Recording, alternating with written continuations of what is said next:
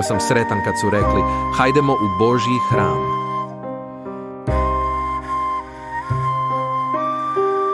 I evo nas. Sada stojimo na vratima Jeruzalema.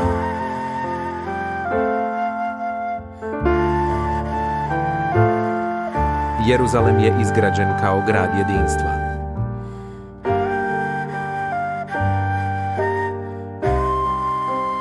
Ovdje se plemena okupljaju, ljudi koji pripadaju Bogu, jer zakon u Izraelu glasi da se ovdje Božje ime slavi.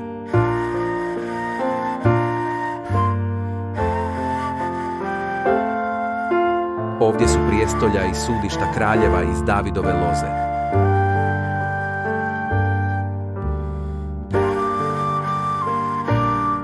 Molite za mir u Jeruzalemu. Neka uspjeh prati one koji te vole.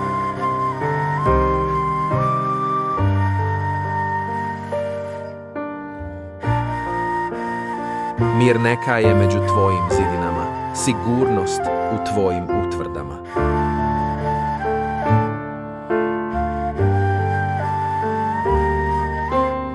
Zbog svoje braće i prijatelja, molim za mir u ovom gradu.